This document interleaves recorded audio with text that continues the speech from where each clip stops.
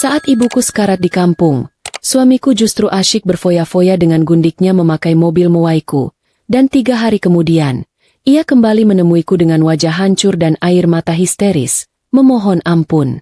Sebelum kita mulai lebih lanjut, yuk, tekan tombol suka, serta tombol subscribe agar tidak ketinggalan kisah menarik lainnya. Dan jangan lupa absen asal kota Bapak Ibu di kolom komentar. Semoga rezeki kita semua dilancarkan, kesehatan kita diberkahi, dan keluarga kita selalu harmonis dalam lindungannya. Amin. Gas mobil kuinjak perlahan saat jalanan mulai menanjak dan berliku memasuki kawasan dataran tinggi yang dingin ini. Kabut tipis mulai turun menyapa kaca depan mobil, seolah ingin menyembunyikan sesuatu yang ada di balik bukit sana. Sudah 3 tahun lamanya aku tidak menginjakan kaki di kota apel ini, kota yang menyimpan separuh kenangan manis dan separuh lagi kenangan pahit tentang Adrian. Kalau dipikir-pikir, lucu juga bagaimana manusia bisa begitu takut menghadapi masa lalu. Padahal masa lalu itu tidak punya gigi untuk menggigit kita, kan? 3 tahun lalu, tepat di jalanan yang sama ini, aku menerima telepon yang meruntuhkan duniaku seketika. Polisi mengabarkan kalau mobil Adrian ditemukan ringsek di dasar jurang karena remblong. Waktu itu rasanya duniaku kiamat. Air mata tidak berhenti mengalir sampai mataku bengkak seperti disengat lebah. Tapi sekarang, aku kembali bukan untuk menangis di pojokan kamar sambil memeluk guling bekas Adrian. Aku datang karena butuh sertifikat tanah villa yang katanya terselip di brankas rumah ini. Ya, urusan administrasi memang obat paling ampuh untuk memaksa orang move on dari kesedihan. Suasana jalanan sore ini cukup sepi. Hanya ada 1-2 truk pengangkut sayur yang berjalan lambat di depanku. Aku menyalakan radio untuk mengusir sunyi, tapi isinya cuma lagu-lagu galau tahun 2000-an yang malah bikin suasana makin mendayu-dayu. Akhirnya aku matikan saja dan memilih mendengarkan suara mesin mobil yang menderu halus. Jujur saja, perutku sedikit mulas bukan karena masuk angin, tapi karena gugup.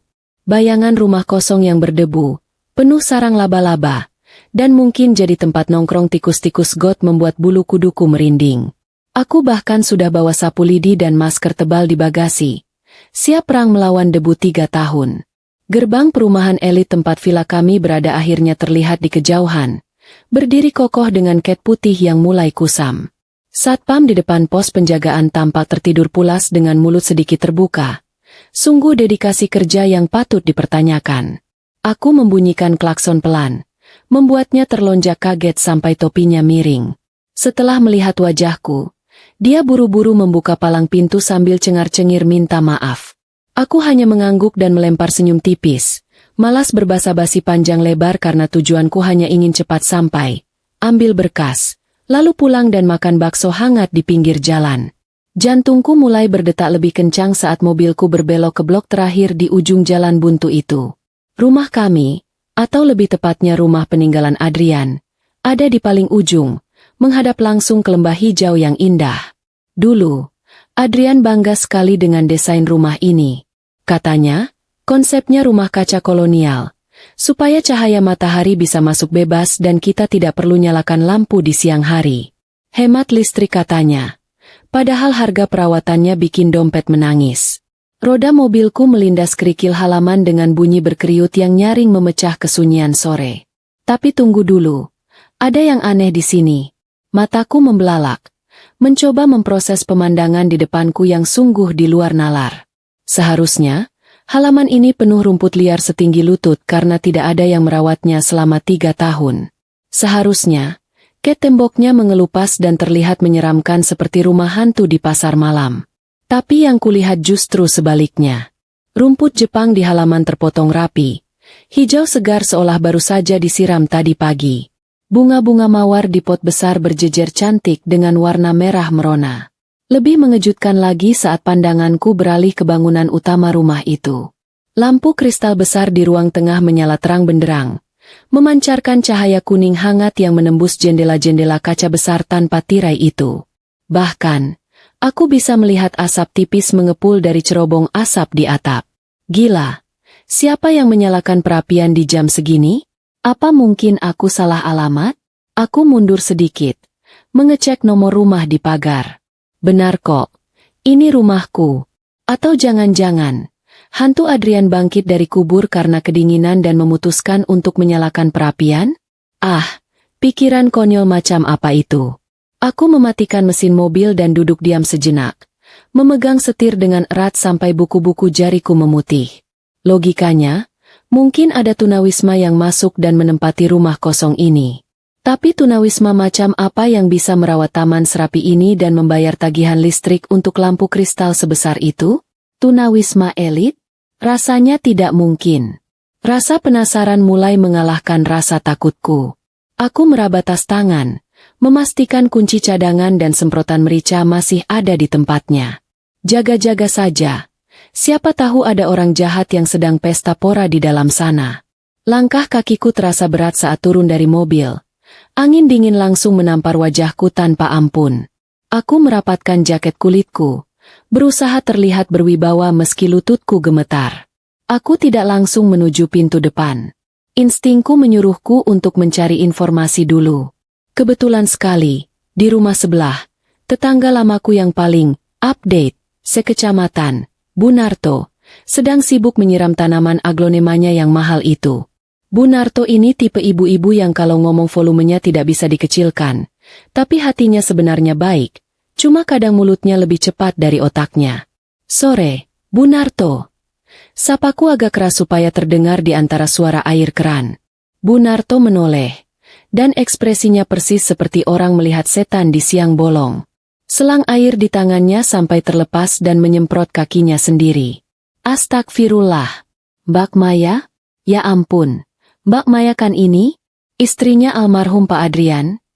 Teriaknya heboh sambil mematikan keran air dengan panik.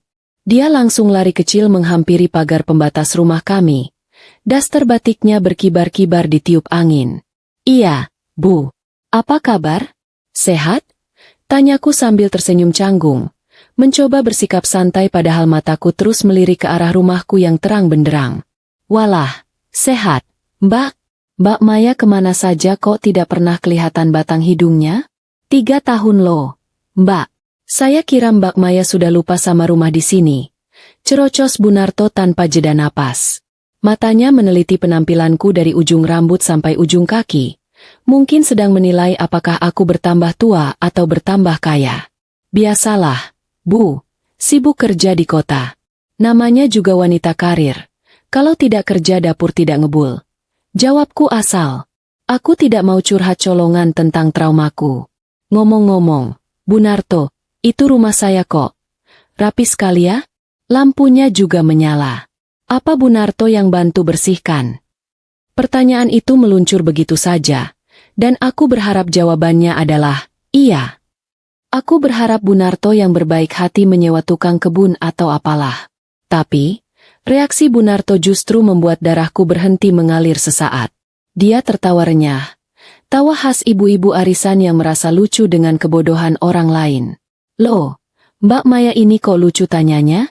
Ya jelas rapi dong, Mbak. Kan ada yang menempati. Masak Mbak Maya lupa? Kata Bu Narto sambil mengibaskan tangannya yang basah. Dahiku berkerut dalam. Bingung setengah mati. Yang menempati? Siapa? Bu, saya tidak pernah menyewakan rumah ini ke siapapun. Kuncinya saja cuma saya yang pegang. Bu Narto mendadak berhenti tertawa. Wajahnya berubah sedikit bingung. Lalu dia mendekatkan wajahnya ke arahku seolah mau membocorkan rahasia negara. Loh, itu kan Mbak Rina yang tinggal di sana. Asistennya Mas Adrian dulu itu loh. Katanya dia diamanatkan Mas Adrian buat jaga rumah ini. Katanya demi si Junior juga biar udaranya segar. Rasanya seperti ada petir yang menyambar tepat di atas kepalaku, membuat telingaku berdenging seketika. Rina? Asisten Adrian? Si Rina yang kerjanya lambat dan selalu menunduk kalau bicara itu? Dan tunggu dulu. Junior? Siapa itu Junior? Otakku berputar cepat, mencoba mencerna informasi yang sungguh tidak masuk akal ini. Aku tidak pernah punya anak bernama Junior. Aku dan Adrian belum dikaruniai anak sampai dia meninggal. Mbak Rina? Ulangku dengan suara yang terdengar asing di telingaku sendiri. Maksud ibu, Rina mantan pegawainya Adrian? Dan, Junior itu siapa, Bu? Bunarto menutup mulutnya dengan tangan. Matanya membelalak kaget seolah baru sadar kalau dia baru saja melempar bom atom ke dalam rumah tanggaku yang sudah tamat. Waduh, Mbak Maya, jangan bilang Mbak Maya tidak tahu. Suaranya memelan, berubah jadi bisikan penuh rasa bersalah. Itu loh, Mbak.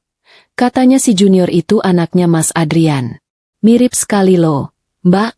Hidungnya, matanya, persis almarhum. Mereka sudah tinggal di situ sejak seminggu setelah tahlilan Mas Adrian selesai. Duniaku berguncang hebat. Lebih hebat daripada saat mendengar kabar kecelakaan Adrian dulu. Kalau dulu rasanya sedih dan hancur, sekarang rasanya seperti ditampar bolak-balik oleh kenyataan pahit yang memalukan. Anaknya Adrian? Seminggu setelah tahlilan? Jadi selama aku menangis meraung-raung di rumah utama kami di Surabaya, ada wanita lain dan anak yang katanya darah daging suamiku hidup nyaman di villa ini? Di rumah yang kami bangun dengan mimpi masa tua bersama? Kakiku lemas. Rasanya ingin ambruk di aspal saat itu juga. Tapi harga diriku menahanku tetap berdiri tegak. Aku Maya, wanita yang memimpin ratusan karyawan di kantor. Aku tidak boleh terlihat lemah di depan tetangga yang hobi gosip ini. Aku menarik napas panjang, mengisi paru-paruku dengan udara dingin yang menusuk namun menyadarkan logika. Oh begitu ya, Bu. Kataku dengan senyum yang kutahu pasti terlihat kaku seperti patung lilin. Mungkin saya yang lupa. Maklum, Bu. Urusan kantor banyak sekali sampai kadang hal-hal begini terlewat. Terima kasih ya infonya, Bunarto. Bunarto tampak masih ingin bertanya banyak hal. Rasa penasarannya pasti sedang memuncak melihat reaksiku yang aneh ini. Tapi aku tidak memberinya kesempatan. Aku berpamitan singkat, beralasan ingin segera istirahat karena lelah menyetir. Aku berbalik badan, berjalan kembali ke arah mobilku dengan langkah yang kuseret-seret sekuat tenaga agar terlihat normal. Di dalam mobil, aku tidak langsung menyalakan mesin. Aku menatap nanar ke arah jendela besar rumah itu. Dari balik kaca yang bening, aku melihat bayangan seseorang melintas. Seorang wanita dengan rambut dicepol asal, sedang menggendong anak kecil. Hatiku mencelos. Rasa marah, kecewa, dan jijik bercampur jadi satu adonan emosi yang siap meledak.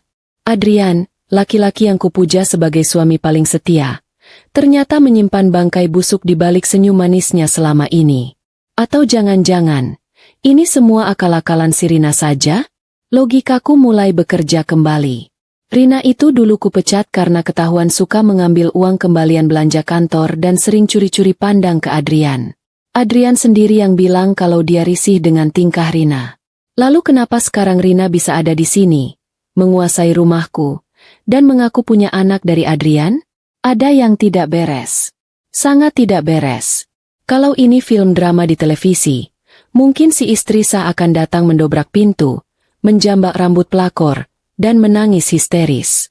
Tapi aku bukan pemain sinetron. Aku tidak akan membiarkan emosiku menghancurkan kesempatan untuk tahu kebenaran yang sesungguhnya. Kalau aku masuk sekarang dan mengamuk, Rina pasti akan punya 1000 alasan atau malah kabur membawa bukti. Tidak, aku harus bermain cantik. Aku melihat jam di dashboard mobil. Pukul 5 sore. Matahari mulai tergelincir turun, dan langit mulai berwarna jingga kemerahan. Sebentar lagi gelap akan menyelimuti kawasan ini. Itu waktu yang tepat. Aku ingat betul, rumah ini punya pintu samping yang terhubung langsung ke dapur dan gudang bawah tanah. Kunci pintu itu tidak pernah diganti karena modelnya kunci tua yang unik, dan aku masih menyimpan duplikatnya di gantungan kunciku. Aku memutuskan untuk memindahkan mobilku. Tidak boleh parkir di depan pagar.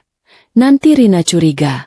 Aku memundurkan mobil perlahan, memarkirnya di lahan kosong agak jauh di bawah jalan, tertutup rimbunnya pohon pinus. Biarlah aku jalan kaki sedikit. Anggap saja olahraga sore membakar kalori emosi. Setelah memastikan mobil terkunci aman, aku berjalan mengendap-endap kembali ke arah rumah. Lucu rasanya, mengendap-endap mau masuk ke rumah sendiri seperti maling jemuran. Tapi adrenalin mulai membanjiri tubuhku, membuat rasa lelah menyetir tadi hilang tak berbekas.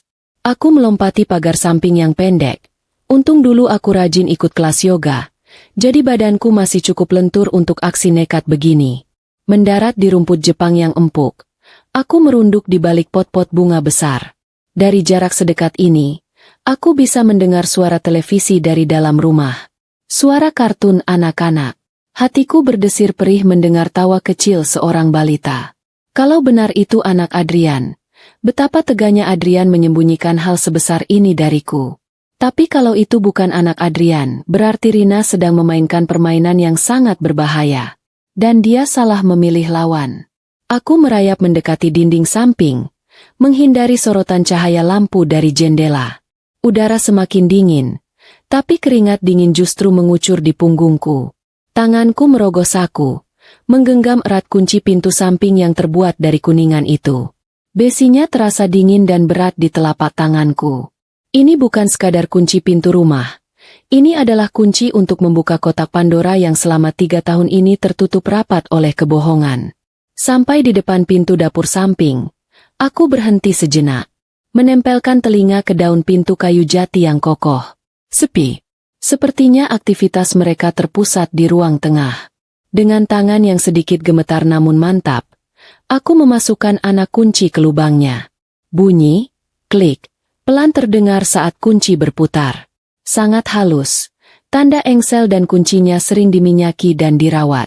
Rina benar-benar merawat rumah ini seolah miliknya sendiri. Kurang ajar memang. Aku menekan gagang pintu perlahan, mendorongnya sedikit demi sedikit. Bau masakan langsung menyergap hidungku.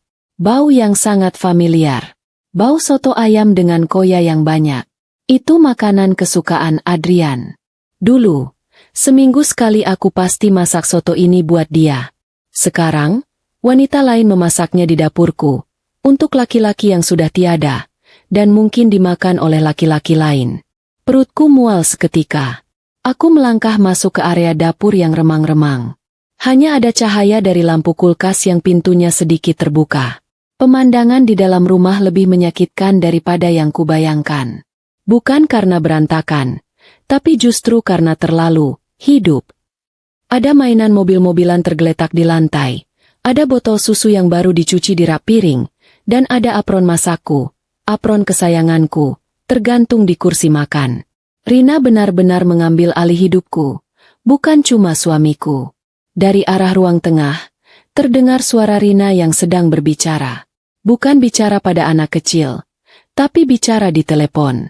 Nadanya beda jauh dari suara Rina si asisten lugu yang ku kenal dulu. Suaranya tinggi, ketus, dan penuh percaya diri. Tenang saja, Mas. Si Maya janda bodoh itu tidak akan kesini. Dia terlalu sibuk sama karirnya dan terlalu trauma sama jalanan sini. Ucap Rina sambil tertawa mengejek. Lagian sertifikat dan deposito Adrian sudah aman buat masa depan kita. Kamu kapan kesini? Junior rewel nih cari papanya. Darahku mendidih sampai ke ubun-ubun. Tanganku mengepal kuat hingga kuku menancap di telapak tangan. Janda bodoh dia bilang? Oke. Rina, mari kita lihat siapa yang bodoh di sini. Kamu baru saja menyalakan sumbu dinamit, dan aku yang pegang korek apinya. Aku melepas sepatu hak tinggiku, menentengnya di tangan kiri. Dengan langkah tanpa suara, aku bergerak masuk lebih dalam ke rumahku sendiri, siap menjadi mimpi buruk paling nyata bagi mereka yang sudah mengkhianatiku. Permainan baru saja dimulai. Aku bergerak cepat, mengendap-endap seperti siluman di rumah yang dulunya adalah istanaku. Suara Rina yang sedang menelepon terdengar menjauh. Sepertinya dia pindah ke ruang makan atau teras belakang. Aku memanfaatkan kesempatan ini untuk segera menemukan tempat persembunyian yang aman. Tempat di mana aku bisa mengamati dan mendengar tanpa terdeteksi. Pikiranku langsung tertuju pada satu tempat. Walk-in closet di kamar utama. Kamar itu memiliki pintu tersembunyi yang menghubungkan langsung ke kamar mandi mewah Adrian. Menaiki tangga marmer itu rasanya seperti menapak tilas ke dalam kenangan yang berdebu. Dulu, setiap langkah Adrian di tangga ini selalu disambut hangat olehku. Sekarang, setiap langkahku dipenuhi rasa waspada dan dendam dingin. Lantai 2 terasa lebih mencekam. Udara di sana lebih dingin dan aroma parfum mawar Rina sangat menyengat. Aroma yang persis sama dengan yang dulu dia pakai saat masih jadi asisten Adrian. Aku ingat sekali, dia pernah bilang parfum itu murah, Tapi ternyata wanginya bertahan lama sekali, bahkan sampai ke seluk-beluk kamar utamaku. Pintu kamar utama terbuka sedikit, dan aku mendorongnya tanpa suara. Di sana, di atas ranjang king size kami, tergeletak daster sutra milikku yang baru. Di sampingnya, ada bingkai foto yang dulunya berisi fotoku dan Adrian. Kini berganti foto Rina sedang tersenyum lebar sambil memegang standing microphone. Mungkin foto saat dia jadi biduan di hajatan. Aku menahan napas, menahan diri untuk tidak melempar bingkai itu ke dinding. Amarahku sudah di titik didih, tapi aku harus menjaganya agar tidak tumpah sebelum waktunya. Aku melesat masuk ke dalam walk-in closet mewah yang didominasi cermin dan rak kayu jati. Tempat itu penuh dengan pakaian Rina dan pakaian laki-laki yang bukan milik Adrian. Pakaian yang lebih mencolok, lebih norak. Kutarik pintu geser cermin perlahan, menyisakan celah kecil yang cukup untuk mengintip. Posisi ini adalah titik strategis. Aku bisa melihat seluruh kamar dan mendengar percakapan di luar pintu, apalagi kalau mereka kembali ke kamar. Tiba-tiba, terdengar suara langkah kaki menaiki tangga. Langkah yang berat dan tergesa-gesa. Itu bukan langkah Rina yang kecil dan ringan. Aku buru-buru memundurkan badanku di balik tumpukan kotak sepatu Adrian, membuat diriku sedekat mungkin ke dinding. Jantungku berdebar kencang, memukul-mukul tulang rusukku seperti genderang perang yang siap memanggil tentara. Pintu kamar terbuka dengan keras. Masuk seorang laki-laki bertubuh besar, dengan potongan rambut klimis dan kemeja batik yang terlihat terlalu ketat di tubuhnya. Dia tidak lain adalah si Wawan, sopir pribadi Adrian, yang kupecat setahun sebelum Adrian meninggal karena ketahuan suka menjual bensin mobil kantor untuk beli rokok kretek. Nah, ini dia pelengkap drama pengkhianatan ini. Wawan adalah selingkuhan yang disebut Rina tadi. Rina muncul di belakang Wawan, memeluk lengan besar sopir itu dengan manja. Wajahnya terlihat lega saat Wawan datang. Mereka langsung duduk di tepi ranjang. Rina meletakkan ponselnya di nakas. Posisiku sempurna. Aku bisa mendengar setiap kata-kata yang keluar dari mulut mereka.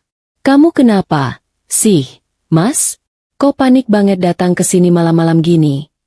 tanya Rina dengan suara yang dibuat mendesah manja. Wawan mengusap peluhnya. "Aku paniklah, sayang. Aku tadi lihat mobil sedan hitam kayak mobil si Maya parkir di bawah dekat hutan pinus. Jauh. Tapi aku yakin itu mobilnya. Jangan-jangan si janda itu beneran balik." Rina tertawa meremehkan. "Ah, kamu ini paranoid. Itu pasti mobil turis yang kesasar. Kamu dengar sendiri tadi aku bilang ke dia. Maksudku ke temanku, kalau si Maya itu penakut, dia nggak akan berani ke sini.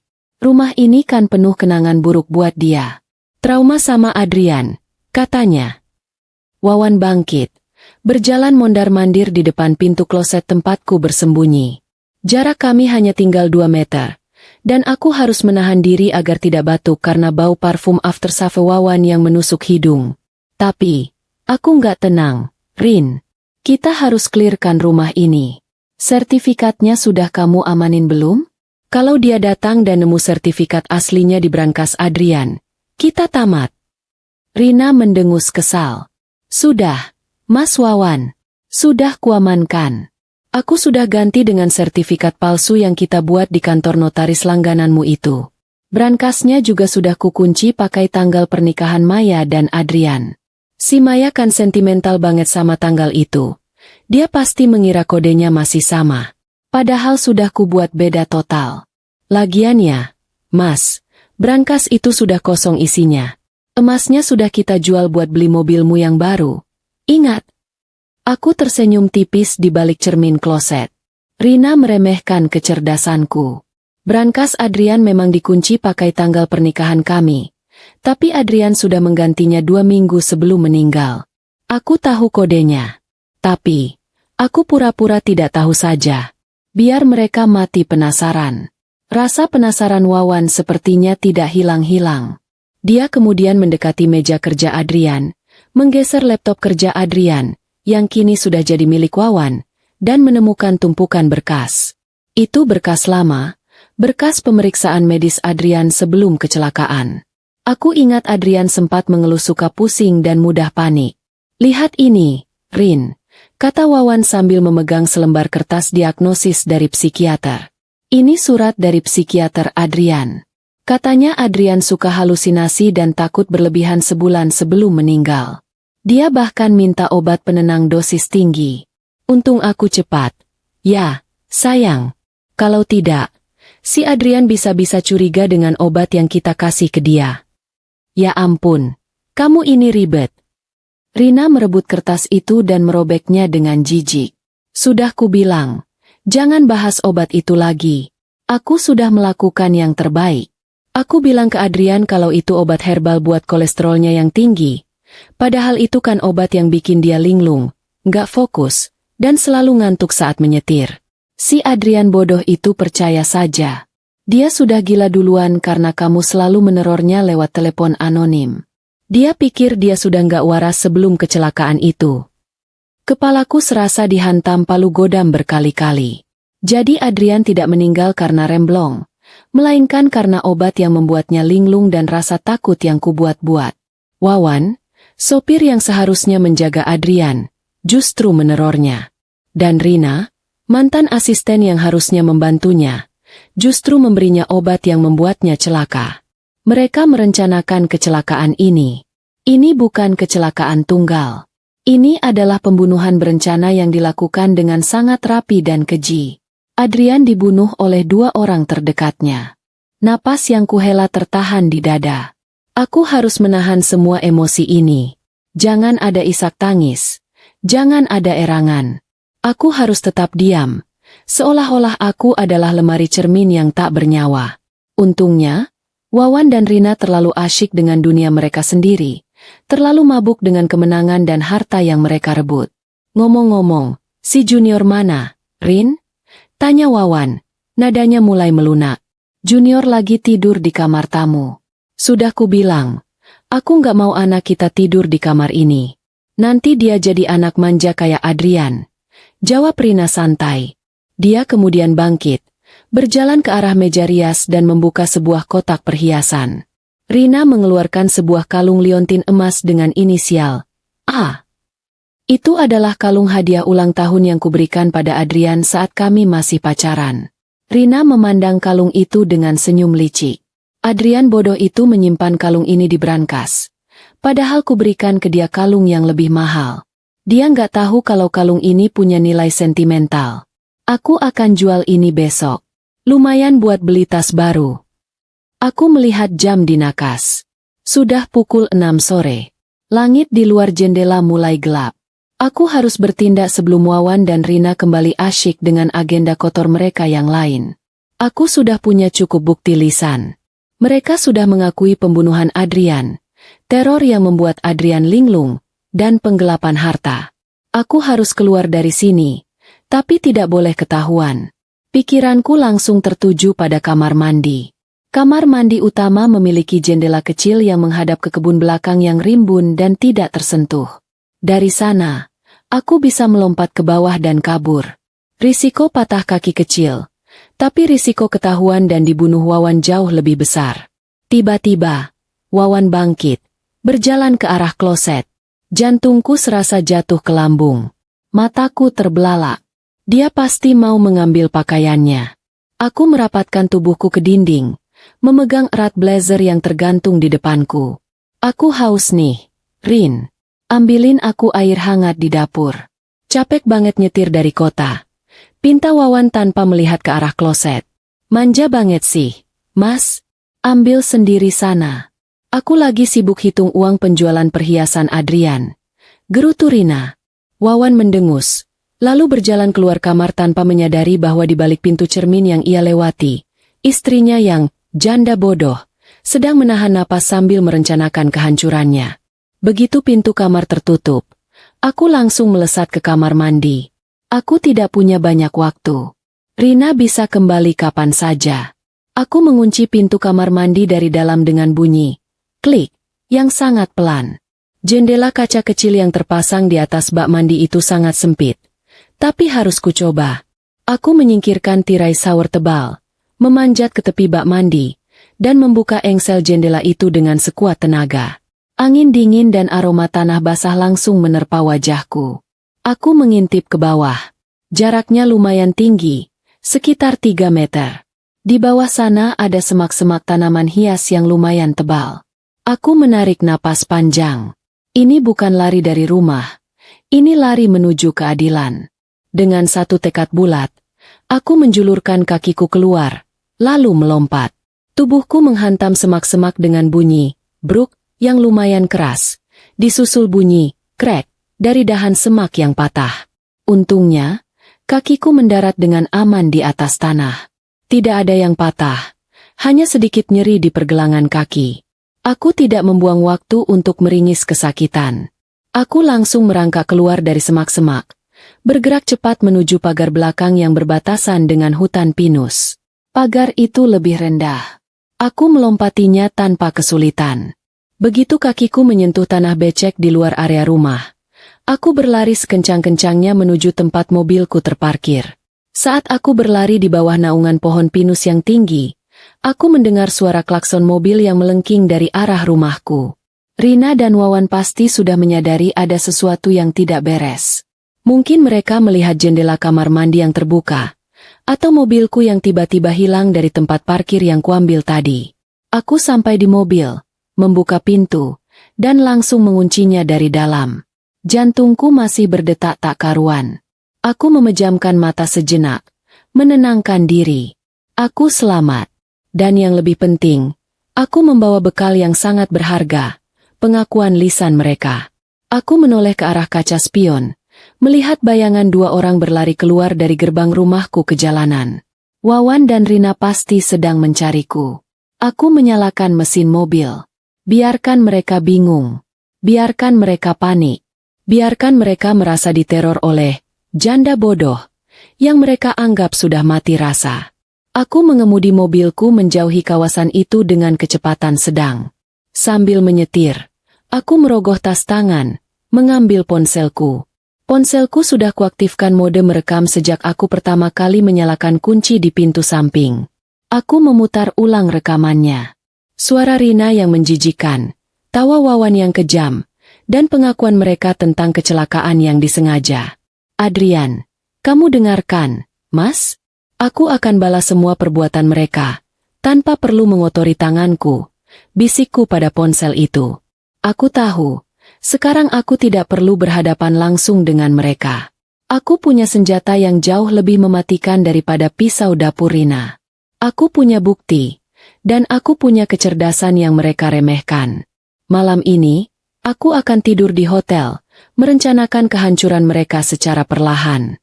Keesokan harinya, aku akan mulai bergerak. Aku akan membuktikan bahwa Adrian bukan meninggal karena takdir atau remblong. Dia adalah korban pembunuhan berencana yang direncanakan oleh orang-orang terdekatnya. Dan aku, janda bodoh, ini akan menjadi eksekutor keadilan. Aku tidak langsung pulang ke Surabaya, melainkan memilih hotel kecil yang jauh dari keramaian, tempat yang tidak mungkin dicari oleh Rina atau Wawan. Malam itu, kamar hotel yang seharusnya menjadi tempat istirahat justru terasa seperti markas operasi rahasia.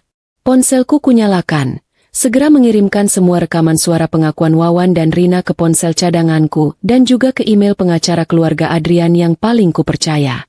Aku tak mau ambil risiko. Bukti sekrusial ini harus disimpan di banyak tempat. Setelah memastikan berkas suara aman, aku duduk di tepi ranjang, menyandarkan punggung ke bantal dingin. Perasaanku campur aduk. Rasa lega karena kebenaran terungkap, bercampur dengan rasa sakit yang luar biasa karena dikhianati oleh 2 orang yang pernah kupercaya. Pikiranku berkelana, mengingat kembali wajah lugu Rina dan tingkah Wawan yang sok patuh. Ternyata semua itu hanyalah topeng sempurna untuk menutupi kebejatan dan keserakahan mereka. Tiba-tiba, ponselku bergetar hebat, dipenuhi ratusan panggilan tak terjawab dari nomor yang tidak kukenal. Aku yakin itu pasti Rina dan Wawan yang sedang panik mencari jejakku. Aku tidak mengangkatnya, hanya membiarkan dering itu menggemakan kepanikan mereka. Biar saja mereka merasa dikejar-kejar oleh bayangan mereka sendiri.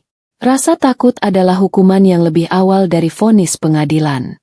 Aku tahu, sekarang saatnya untuk melancarkan serangan balasan yang terencana. Aku tidak bisa langsung melaporkan ke polisi. Polisi butuh bukti fisik yang kuat untuk kasus pembunuhan berencana, apalagi yang sudah tertutup 3 tahun lalu sebagai kecelakaan. Rekaman suara saja tidak cukup, apalagi kalau mereka bisa menyewa pengacara untuk memutarbalikkan fakta. Aku harus mencari bukti fisik yang bisa menghubungkan Rina dan Wawan dengan obat-obatan yang menyebabkan Adrian linglung. Tumpukan berkas psikiater yang kulihat tadi di meja kerja Wawan sudah dirobek Rina, tapi pasti ada jejaknya. Aku ingat Adrian pernah mengeluh kalau obat penenangnya terasa pahit sebulan sebelum kecelakaan. Dia bilang Rina yang mengambilkan resep itu dari apotek langganan kami. Keesokan paginya, aku memulai langkah pertamaku sebagai penyelidik amatir. Aku mencari alamat apotek Sariwaras, apotek langganan kami, di Kota Malang. Jaraknya lumayan jauh dari villa, di pusat kota lama yang padat. Aku mengenakan pakaian yang sangat sederhana, celana jeans belel dan kaos oblong, menyembunyikan penampilanku sebagai wanita karir yang glamor. Aku harus terlihat seperti orang biasa, yang tidak akan menarik perhatian siapapun. Apotek itu masih berdiri kokoh dengan cat hijau lumut yang sudah pudar, khas bangunan tua yang tidak pernah direnovasi. Aroma khas obat-obatan langsung menyergapku saat pintu kaca geser itu kubuka. Di balik meja kasir, seorang pemuda berkacamata tebal sedang sibuk menata obat batuk. Aku merasa familiar dengan wajahnya. Dia pasti Tony, asisten apoteker yang dulu sering melayani Adrian. Aku berjalan mendekat, berusaha terlihat tenang, padahal jantungku sudah berdebar seperti habis lari maraton. Mas Tony, ya? Masih ingat saya? Saya Maya, istrinya almarhum Bapak Adrian. Sapaku ramah sambil tersenyum tipis. Tony mendongak, matanya sedikit menyipit di balik kacamatanya. Ia tampak terkejut, namun segera mengenali wajahku. Ya ampun, Bu Maya. Tentu saja saya ingat. Lama sekali tidak lihat Ibu. Saya turut berduka cita lagi ya. Bu, bagaimana kabar Ibu? Tanyanya dengan nada suara yang tulus. Aku membalas basa-basi singkat, lalu langsung mengarahkan pembicaraan ke topik utama dengan hati-hati. Begini, Mas Tony, saya sedang merapikan berkas-berkas asuransi almarhum. Ada beberapa catatan resep obat yang hilang dari bulan terakhir sebelum kecelakaan. Boleh saya minta tolong? Bisakah Mas Tony bantu cek riwayat pengambilan obat atas nama Bapak Adrian, khususnya obat penenang dan vitamin jantung? Wajah Tony tampak ragu. Dia menggaruk kepalanya yang tidak gatal. Wah, itu agak sensitif, Bu. Itu privasi pasien. Apalagi sudah 3 tahun lalu. Tapi karena ibu istrinya, saya coba bantu deh. Sebentar ya, Bu. Saya cek di arsip digital kami. Tony berbalik ke komputer tuanya. Jemarinya mengetik cepat. Keheningan yang terjadi terasa sangat panjang dan mencekam. Aku pura-pura melihat-lihat botol vitamin di rak. Tapi pandanganku terus tertuju pada layar monitor. Aku yakin, data yang dicari Tony adalah kunci kebenaran. Kening Tony berkerut dalam. Ia menggumamkan sesuatu yang tidak jelas. Lalu menoleh padaku dengan ekspresi aneh. Aneh, Bu Maya. Di sini ada catatan. Sebulan sebelum kecelakaan, resep obat jantung rutin Pak Adrian yang dari dokter spesialis statusnya dibatalkan. Resep itu tidak jadi ditebus. Dibatalkan? Tanyaku kaget. Kenapa dibatalkan? Adrian sangat rutin minum obat jantungnya. Iya, Bu. Tapi sebagai gantinya, ada transaksi pembelian obat lain. Obat herbal racikan dosis tinggi, suplemen tidur, dan ini yang aneh, Bu. Obat yang berefek samping menimbulkan kebingungan dan linglung, dalam jumlah besar. Jelas Tony sambil memutar layar monitor agar aku bisa melihatnya. Mataku menyapu barisan data di layar. Terdapat nama obat-obatan dengan harga fantastis dan tanggal pembelian yang konsisten, berdekatan dengan jadwal konsumsi obat jantung Adrian. Aku merasakan aliran darahku mendingin. Siapa yang melakukan transaksi ini, Mas Tony? Siapa yang mengambil obat-obatan ini? Tanyaku. Suaraku nyaris berbisik menahan emosi. Tony mencoba mengingat-ingat. Waktu itu yang datang bukan Pak Adrian, Bu. Tapi seorang wanita. Dia mengaku kerabat dekat Ibu Maya. Wanita itu bilang Pak Adrian ingin mencoba pengobatan alternatif karena obat kimia tidak mempan. Dia bahkan membawa surat kuasa yang ditandatangani oleh Ibu Maya. Kepalaku langsung dipenuhi kabut merah amarah. Surat kuasa atas namaku? Aku sedang sibuk mengurus proyek besar di Jakarta waktu itu. Bagaimana mungkin aku menandatangani surat kuasa? Ini pasti pemalsuan. Mas Tony, apa Mas Tony ingat ciri-ciri wanita itu? Atau masih ada salinan surat kuasa itu? Tony memejamkan mata, mencoba menggali memori lamanya. Saya ingat Bu, wanita itu cantik, rambutnya panjang, dan bicaranya sangat meyakinkan. Dia pakai gelang emas yang ada liontin huruf R atau D, gitu. Oh, ya, dia juga bayar tunai dan kasih tip lumayan banyak ke saya waktu itu. Jadi saya ingat. Gelang emas dengan liontin inisial. Cantik dan meyakinkan. Itu sudah jelas sekali. Itu adalah Rina. Adrian pernah membelikannya gelang murahan saat dia ulang tahun karena kasihan. Dan aku pernah melihatnya dipakai Rina saat gathering kantor. Tony kemudian masuk ruang arsip dan kembali membawa map lusuh. Di dalamnya ada fotokopi surat kuasa. Aku menyambarnya. Tanda tangan di sana jelas sekali dipalsukan. Dan tanggal di surat itu. Mas Tony, pada tanggal ini, saya sedang dirawat di rumah sakit di Surabaya karena demam tinggi. Kataku, menunjukkan tanggal di surat itu. Saya tidak mungkin menandatangani surat ini. Tony tampak terkejut. Dia baru menyadari bahwa dia tanpa sengaja telah menjadi bagian dari plot pembunuhan. Aku meminta Tony untuk membuat salinan semua data transaksi dan surat kuasa palsu itu. Tony mengerjakannya dengan wajah penuh penyesalan. Keluar dari apotek itu. Rasanya seperti membawa batu besar di punggungku. Bukti ini adalah peluru pertamaku. Rina memalsukan identitasku, mengganti obat Adrian dengan racun yang lambat, dan menyebabkan kecelakaan itu. Aku berjalan menuju mobilku, menatap tajam lembaran fotokopi di tanganku. Inilah bukti fisik yang kubutuhkan. Aku tidak akan melapor polisi sekarang. Aku harus membiarkan mereka panik terlebih dahulu. Ketakutan akan membuat mereka berbuat kesalahan fatal, dan aku akan menangkap mereka di puncaknya. Aku menyalakan mesin mobil, lalu mengambil ponsel lamaku yang sudah 3 tahun mati di laci mobil. Aku tidak bisa menggunakan ponsel ini untuk menyerang, karena mereka pasti sudah memasang alat penyadap. Aku menyalakannya, membiarkan ratusan notifikasi panggilan tak terjawab dari Rina dan Wawan membanjiri layar. Biarkan mereka melihat aku sudah aktif. Biarkan mereka berpikir aku sudah kembali, tapi masih menjadi janda bodoh yang mereka remehkan. Aku akan memulai sandiwaraku. Aku akan menelepon Rina. Aku menekan tombol panggil ke nomor Rina. Panggilan pertamaku. Dan aku harus terdengar meyakinkan sebagai korban yang ketakutan.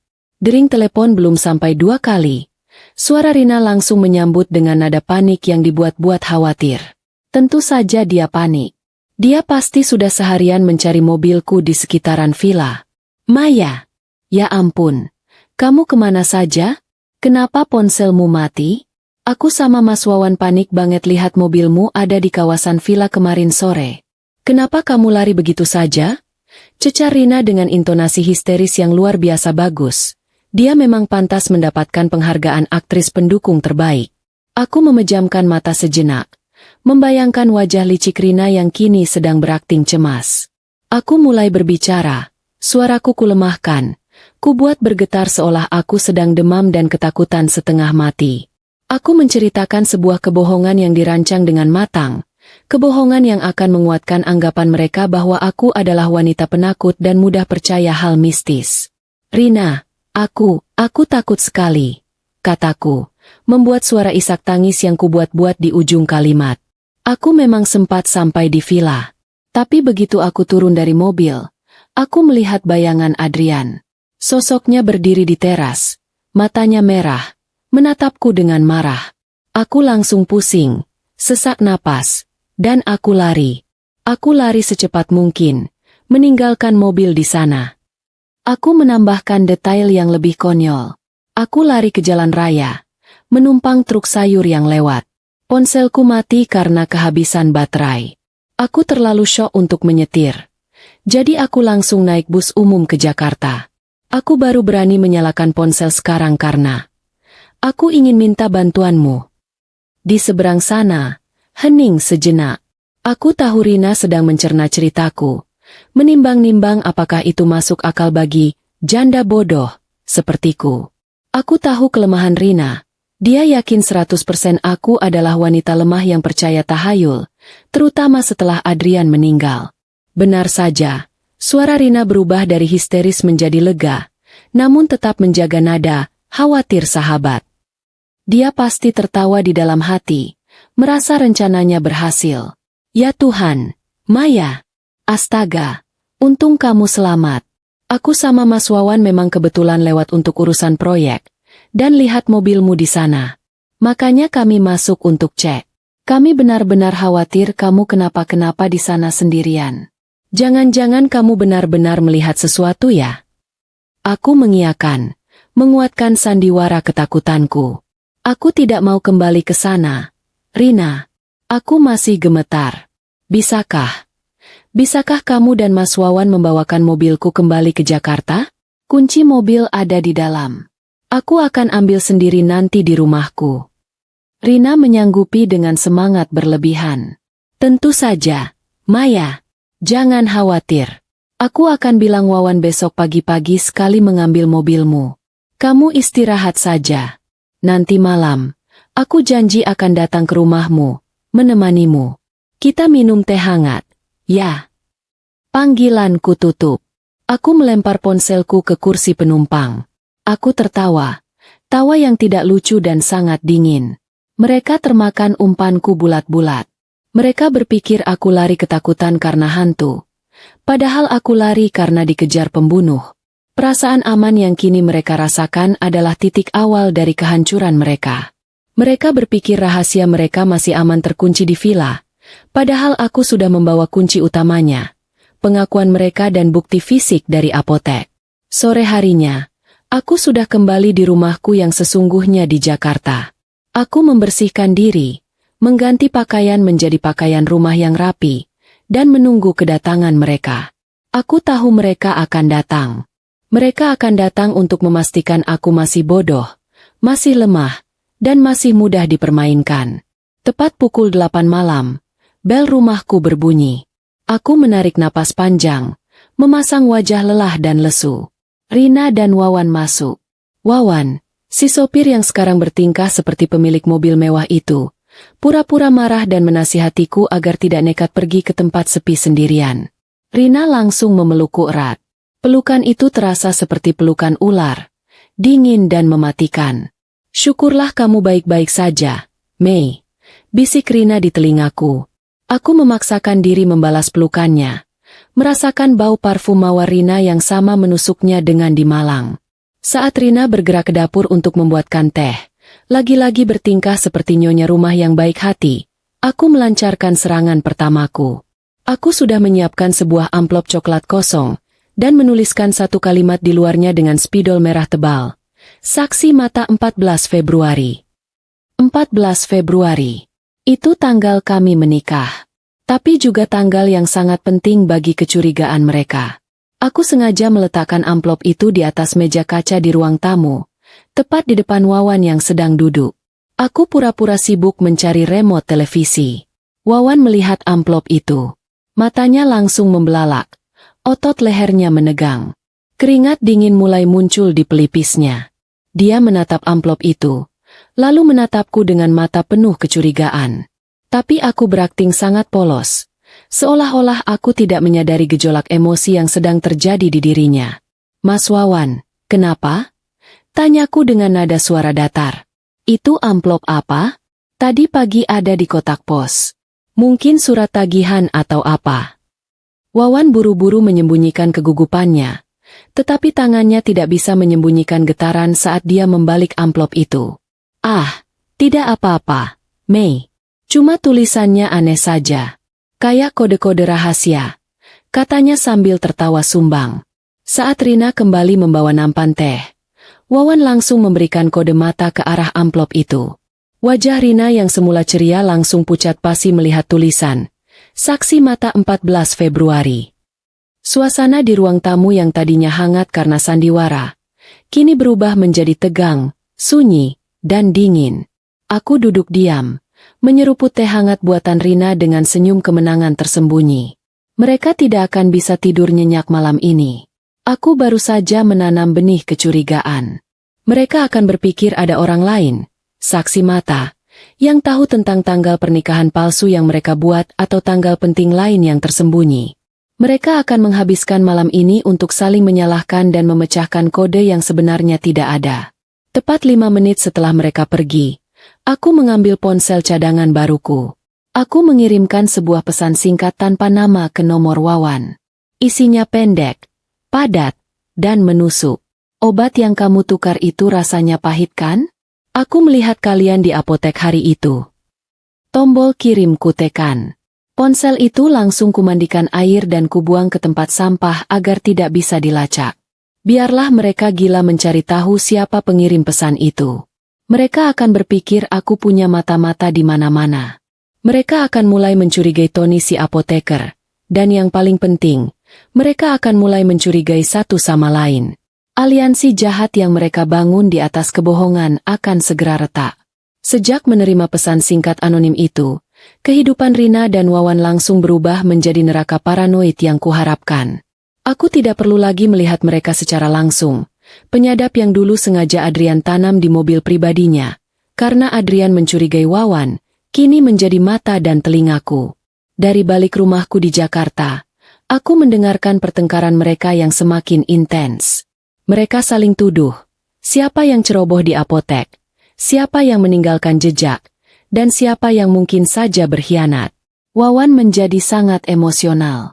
Ia terus mengeluh tentang saksi mata dan obat pahit, sambil sesekali memaki Rina karena dianggap terlalu serakah dalam menguasai aset Adrian.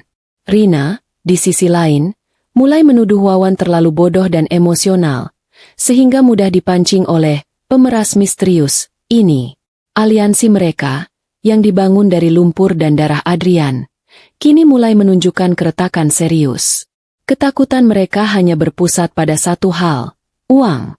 Mereka membutuhkan uang tunai dalam jumlah besar, secepat mungkin. Uang itu rencananya untuk menyuap si pemeras, atau jika terburuk, sebagai bekal mereka kabur ke luar negeri. Aku tahu pasti kemana pikiran mereka akan tertuju. Adrian pernah bercerita soal simpanan daruratnya. Adrian pernah menyebutkan bahwa ia menyimpan sejumlah kecil emas batangan dan dokumen penting lainnya di tempat yang tidak seorang pun. Bahkan aku tahu persis lokasinya. Ia hanya pernah membocorkan satu petunjuk. Simpanan itu ada di balik dinding paling kokoh di rumah kaca Malang, di dekat perapian. Mereka yang sudah menghancurkan dinding sekali, pasti akan kembali ke sana lagi karena keserakahan. Malam itu juga, aku mendengar dari penyadap bahwa mereka memutuskan untuk kembali ke Villa Malang. Wawan mengemudi dengan kecepatan tinggi di jalan tol. Suasana di dalam mobil tegang dan dipenuhi saling tuduhan. Rina, yang biasanya anggun, kini hanya bisa merengek dan mendesah kesakalahan karena Wawan menyetir seperti orang gila.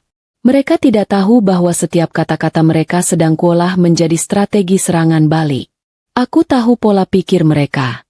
Mereka yakin villa itu adalah benteng terakhir mereka. Satu-satunya tempat di mana mereka bisa mengambil harta dan bersembunyi dari saksi mata.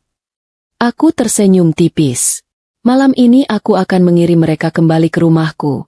Rumah kaca yang kini sudah kubah menjadi labirin horor. Aku tidak menyetir ke Malang. Aku hanya duduk di sofa dengan laptop di pangkuan. Aku hanya perlu mengendalikan sistem villa itu. Adrian, suamiku, adalah pria yang paranoid tentang keamanan. Beberapa bulan sebelum meninggal, ia memasang sistem smart home canggih di villa itu. Sistem yang menghubungkan semua lampu, pengeras suara tersembunyi, tirai besi otomatis, hingga sekring listrik utama, dan semuanya bisa dikendalikan melalui server tersembunyi di ruang rahasia. Adrian pernah mengajariku cara mengoperasikannya. Dengan alasan jika terjadi kebakaran atau gempa, aku bisa mematikan semua listrik dari jarak jauh. Rina dan Wawan pasti tidak tahu cara kerjanya. Mereka hanya tahu cara menikmati fasilitasnya. Begitu mereka tiba di villa dan Wawan membuka pintu depan dengan kasar, aku memulai aksiku. Aku tidak langsung menyerang. Aku membiarkan mereka masuk ruang tengah, di mana mereka mulai berdebat tentang di mana persisnya dinding yang dimaksud Adrian. Wawan mengambil palu besar, bersiap menghantam dinding di dekat perapian. Tepat saat Wawan mengangkat palunya, aku menekan satu tombol di layar laptopku. Lampu kristal besar di ruang tengah langsung padam seketika. Gelap gulita menyergap. Rina menjerit nyaring. Suara yang persis sama dengan yang kudengar dari rekaman saat dia melihatku kabur di villa waktu itu. Wawan mengumpat kasar. Buru-buru menyalakan senter dari ponselnya. Mati lampu biasa. Rin. Jangan histeris. Teriak Wawan. Meski suaranya sendiri terdengar panik. Nyalakan gensetnya. Mas, aku nggak suka gelap. Rengek Rina. Belum sempat Wawan bergerak. Alunan musik klasik mulai mengalun pelan dari arah kamar utama di lantai 2. Itu adalah lagu favorit Adrian. Lagu yang selalu dia putar saat dia sedang sedih atau bingung. Musik itu terdengar lirih, namun sangat jelas, menembus kesunyian malam di tengah kegelapan total. Rina dan Wawan terdiam. Keduanya saling pandang dengan wajah pucat yang diterangi cahaya senter ponsel. Musik itu jelas sekali disetel dari lantai atas. Siapa yang menyalakan musik itu? Bisik Rina. Suaranya kini penuh ketakutan. Mungkin korsleting, jawab Wawan, mencoba mencari logika yang tidak ada. Mereka memutuskan naik ke atas, dengan langkah yang sangat berat dan ragu-ragu. Semakin dekat mereka ke kamar utama, semakin jelas aroma yang tercium. Aroma kayu cendana bercampur tembakau, wangi khas parfum Adrian. Aku tahu Rina sudah membuang semua parfum Adrian. Tapi aku sengaja menyemprotkan pengharum ruangan dengan aroma itu melalui ventilasi yang terhubung ke sistem pendingin udara. Saat mereka sampai di kamar utama dan Wawan menendang pintu hingga terbuka, musik itu berhenti mendadak. Kamar itu kosong, namun pandangan mereka tertuju pada kursi goyang rotan milik Adrian yang menghadap ke jendela. Kursi itu bergoyang pelan, maju mundur, kriet, kriet, kriet. Seolah ada seseorang yang baru saja bangkit dari duduknya. Rina menjerit histeris dan langsung lari menuruni tangga. Wawan mencoba bersikap berani, mengacungkan palunya ke arah kursi kosong itu. Keluar kau!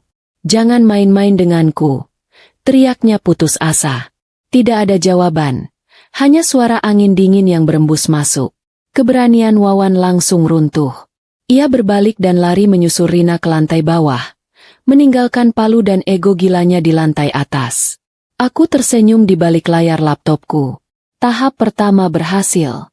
Saat mereka tiba di ruang makan dengan napas terengah-engah, aku memberikan kejutan kedua. Di atas meja makan kaca yang bersih, meja yang tadi siang mereka lap, kini tergeletak sebuah amplop putih. Amplop itu sama sekali tidak ada di sana 10 menit yang lalu. Wawan mendekati meja. Tangannya gemetar saat mengambil amplop itu. Isinya adalah selembar kertas fotokopi. Terlihat seperti laporan hasil otopsi. Di sana tertulis dengan tinta merah tebal. Penyebab kematian, racun herbal aconitum. Ditemukan oleh saksi mata. Wawan menjatuhkan kertas itu. Lututnya lemas. Rina memungutnya, membacanya, dan langsung jatuh terduduk di lantai. Mereka tahu. Mas, mereka tahu jenis racunnya. Isak Rina. Arwah Adrian, dia mau balas dendam. Wawan menggeleng. Ia mencengkeram bahu Rina dengan kasar. Bukan arwah. Ini orang. Kita dijebak. Wawan berlari ke pintu depan. Mencoba keluar untuk mencari si penyusup, tapi gagal. Pegangan pintunya macet.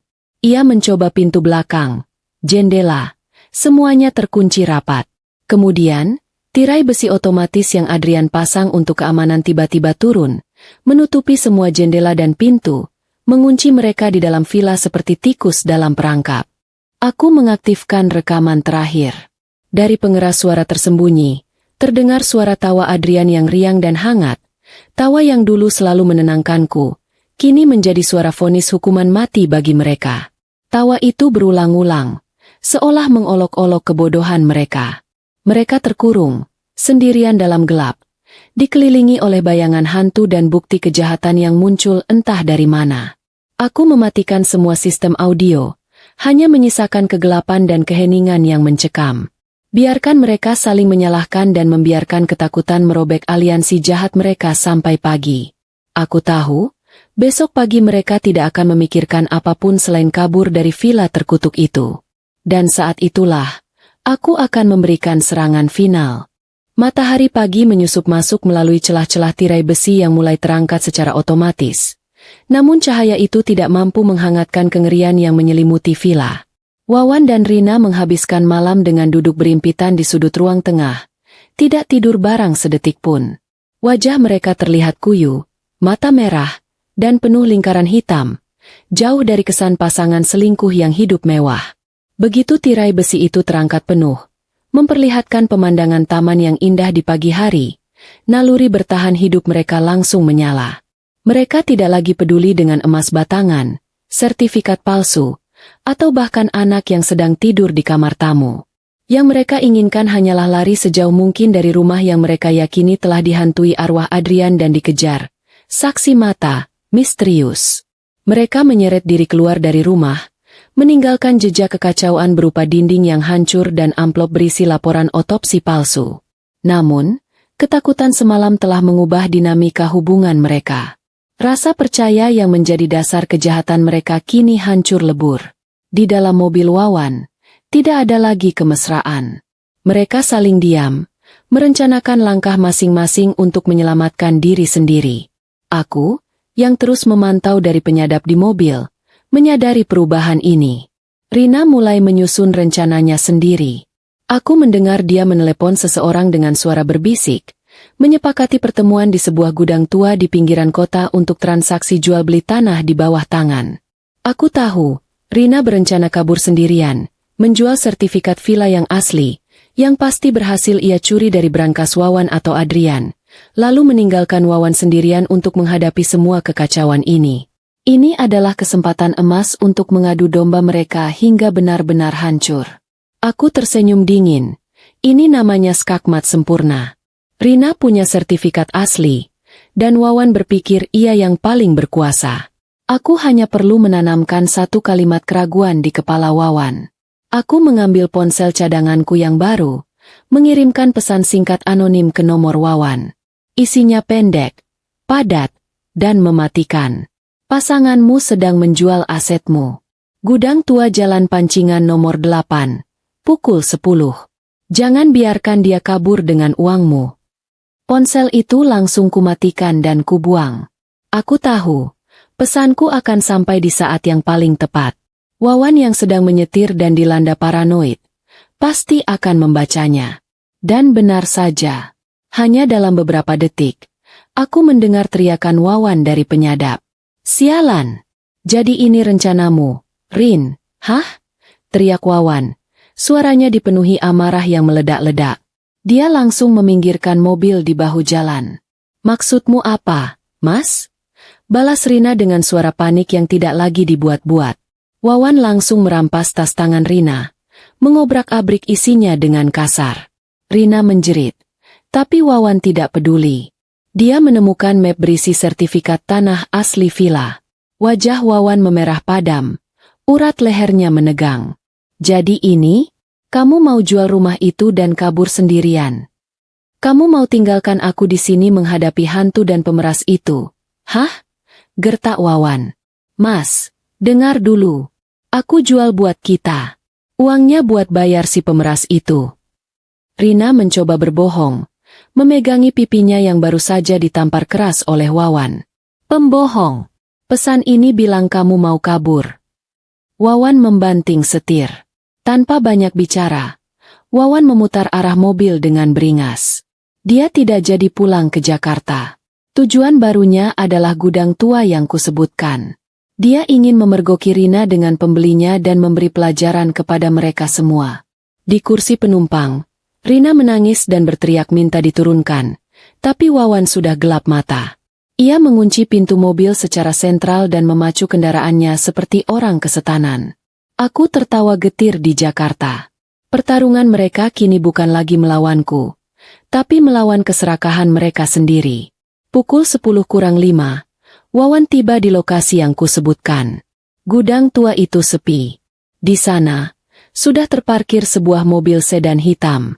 Pembeli itu sebenarnya adalah suruhanku, seorang kenalan lama yang hanya kuminta untuk menunggu di sana sebagai umpan. Wawan menyeret Rina keluar dari mobil.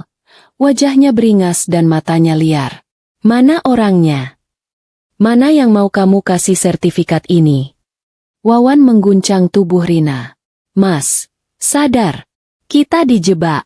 Tidak ada pembeli. Rina mencoba menyadarkannya, tapi Wawan sudah tidak mendengarkan. Wawan melihat ke gudang tua dan menemukan kunci roda tergeletak di pintu. Ia mengambilnya, siap menyerang orang di dalam sedan hitam itu. Saat perhatian Wawan teralihkan, Rina melihat kesempatan. Ia mendorong Wawan sekuat tenaga hingga Wawan terhuyung. Lalu ia berlari masuk ke kursi pengemudi mobil Wawan. Rina mengunci pintu dan mencoba menyalakan mesin.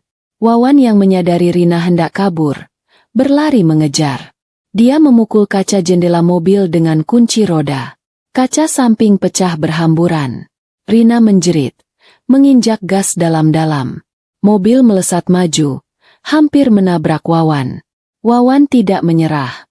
Ia melihat ada mobil pick-up tua berwarna biru yang kuncinya tergantung di pintu gudang. Sebuah mobil milik salah satu karyawan gudang yang juga sudah kuatur agar kuncinya tetap tergantung. Wawan melompat masuk ke pick-up itu, menyalakannya dengan tergesa-gesa, dan mengejar Rina. Aksi kejar-kejaran mobil yang gila itu terjadi di jalanan sepi menuju luar kota. Rina panik, menyetir dengan tidak terkendali. Ia melihat Wawan semakin dekat dari kaca spion. Wajahnya terlihat seperti iblis. Di sebuah tikungan tajam, Rina kehilangan kendali. Mobil itu selip, menabrak pembatas jalan, dan berputar beberapa kali sebelum akhirnya berhenti miring menghantam pohon besar. Asap mengepul dari kap mesin. Wawan menghentikan pick-up-nya tepat di belakang mobil Rina. Ia turun dengan napas memburu. Kunci roda masih di tangannya. Ia berjalan mendekati bangkai mobil mewah itu. Rina masih sadar, terjepit di antara kemudi. Ia merintih minta tolong saat melihat Wawan mendekat. Tapi Wawan tidak menunjukkan belas kasihan. Ia tertawa histeris. Mau lari kemana lagi kamu, Rina? Kita ini satu paket. Kalau aku hancur, kamu juga harus hancur, teriak Wawan. Tiba-tiba, dari kejauhan, terdengar suara sirine polisi meraung-raung mendekat. Aku sudah menelepon polisi, melaporkan adanya kecelakaan hebat dan perkelahian brutal di lokasi itu. Wawan panik. Ia tidak bisa tertangkap di sana, dengan kunci roda di tangan dan Rina yang terluka parah. Insting kriminalnya mengambil alih. Ia menarik paksa Rina keluar dari mobil yang ringsek itu, mengabaikan teriakan kesakitan Rina. Bangun! Kita harus pergi dari sini, bentak Wawan, menyeret Rina masuk ke dalam pick-up tua itu. Wawan memutar mobil pick-up itu dan kabur ke arah jalan tikus yang menuju kembali ke Malang. Di benak Wawan yang sudah kacau, hanya ada satu tempat yang terasa aman dan familiar, Villa Adrian. Dia berpikir jika ia bisa sampai di sana, ia bisa bersembunyi, mengambil sisa-sisa harta Adrian, dan kabur lewat hutan belakang. Dia tidak sadar bahwa dia justru sedang berlari masuk kembali ke dalam perangkap yang kusiapkan. Panggung terakhir sudah menantinya di villa kaca itu. Mobil pick-up tua yang dikemudikan Wawan meraung keras saat menanjak jalanan curam menuju villa. Mesin yang tua itu dipaksa bekerja melampaui batas, memuntahkan asap hitam pekat ke udara pegunungan yang dingin. Di kursi penumpang, Rina meringkuk kesakitan. Wajahnya lebam, dan napasnya tersendat-sendat karena rasa nyeri yang menusuk di bagian rusuknya akibat benturan keras tadi.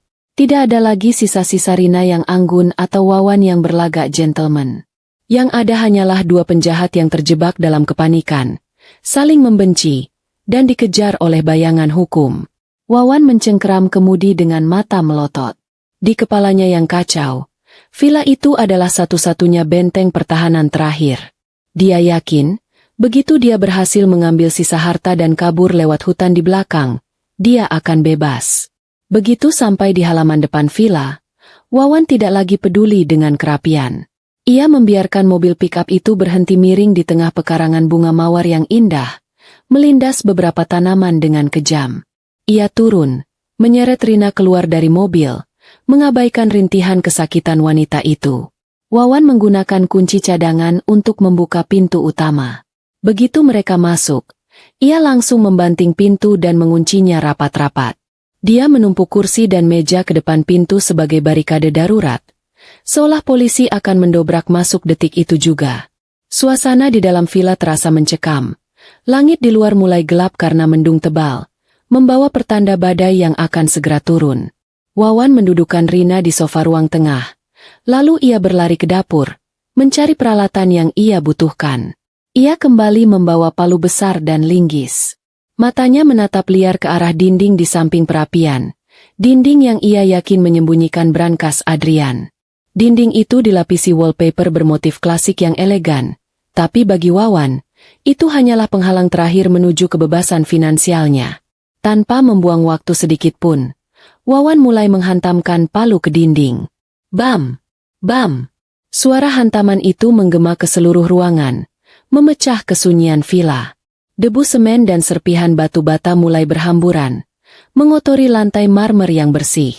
Rina terbatuk-batuk karena debu, mencoba memohon Wawan untuk berhenti. Ia merasa ada yang tidak beres dengan rumah ini. Firasatnya mengatakan mereka sedang diawasi. Wawan sudah tuli terhadap akal sehat. Ia terus memukul, merobek wallpaper, menghancurkan plesteran semen. Hingga akhirnya, terdengar bunyi denting logam yang nyaring. Mata Wawan berbinar-binar kegirangan. Ia memukul lebih keras di area itu, merontokkan sisa-sisa semen, hingga terlihatlah sebuah pintu brankas besi berwarna hitam yang tertanam kokoh di dalam dinding. Wawan tertawa histeris, menjatuhkan palunya, dan berlutut di depan brankas itu. Tiket kebebasannya ada di depan mata. Emas batangan senilai miliaran rupiah pasti ada di dalamnya. Cukup untuk hidup mewah di luar negeri dan melupakan semua kekacauan ini. Namun, tawa Wawan terhenti mendadak saat ia melihat panel kunci brankas tersebut. Itu bukan kunci putar biasa seperti yang ia harapkan, melainkan panel digital yang membutuhkan 6 digit kode angka. Wawan mencoba memasukkan tanggal lahir Adrian. Gagal. Dia mencoba tanggal kematian Adrian. Gagal lagi. Keringat dingin bercucuran di dahi Wawan. Ia menoleh ke arah Rina yang masih terbaring lemah di sofa. Wawan bangkit dan mencengkeram kerah baju Rina. Ia mengguncang tubuh wanita itu dengan kasar. Kodenya apa, Rin? Kamu tahu kodenya? Cepat katakan, teriak Wawan. Rina menangis, menggelengkan kepala lemah. Aku tidak tahu, Mas. Adrian tidak pernah memberitahuku soal brankas itu. Wawan tidak percaya. Ia menuduh Rina menyembunyikan kodenya agar bisa menguasai emas itu sendirian. Di tengah kepanikan Wawan yang mencoba menebak-nebak sandi, tiba-tiba lampu di seluruh villa padam total. Kegelapan pekat menyergap seketika. Di luar, suara guntur menggelegar, diikuti kilatan petir yang menyambar-nyambar, menerangi ruangan sesaat dengan cahaya putih yang mengerikan. Rina menjerit ketakutan. Lalu, suara itu muncul. Dari sistem audio rumah yang tersembunyi di langit-langit, terdengar suara langkah kaki yang berat. Tap, tap, tap. Suara itu terdengar seolah seseorang sedang berjalan mondar-mandir di lantai 2, tepat di atas kepala mereka.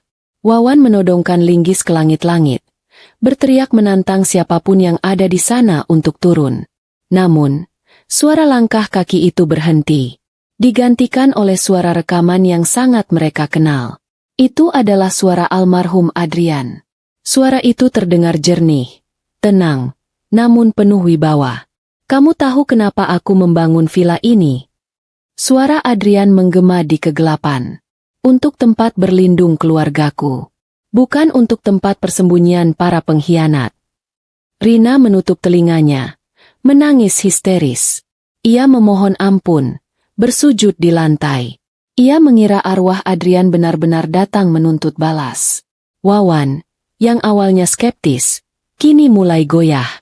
Bagaimana mungkin ada rekaman suara yang begitu spesifik? Wawan kembali berbalik ke arah brankas, mencoba membukanya dengan paksa menggunakan linggis.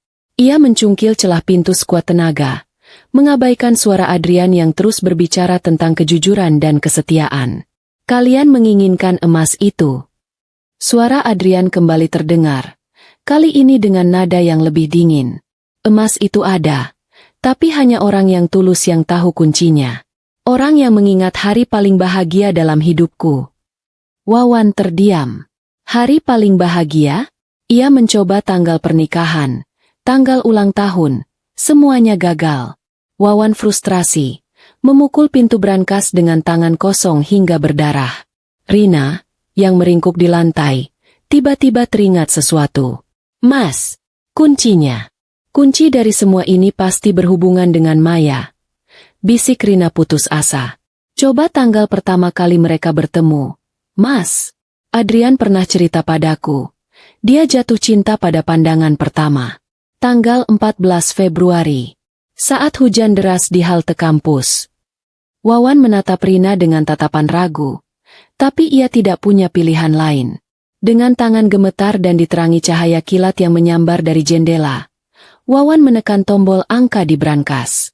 Hening sejenak. Lalu, terdengar bunyi klik mekanis yang halus.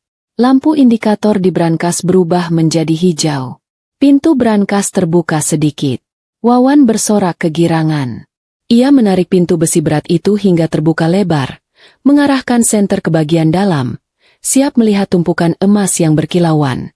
Namun, senyum di wajah Wawan lenyap seketika. Brankas itu kosong. Tidak ada emas, tidak ada uang tunai, tidak ada perhiasan. Hanya ada satu benda kecil yang diletakkan tepat di tengah-tengah ruang brankas yang gelap itu. Sebuah tablet digital. Layarnya menyala otomatis begitu pintu dibuka. Di layar tablet itu, wajahku muncul secara live streaming. Aku sedang duduk di kursi yang nyaman, menatap lurus ke arah kamera dengan tatapan dingin yang menusuk jiwa. Selamat, Wawan. Kamu berhasil memecahkan kodenya. Ucapku melalui layar tablet itu. Suaraku terdengar langsung dari speaker tablet. Tapi sayang sekali. Harta yang kamu cari sudah kuamankan ke bank syariah.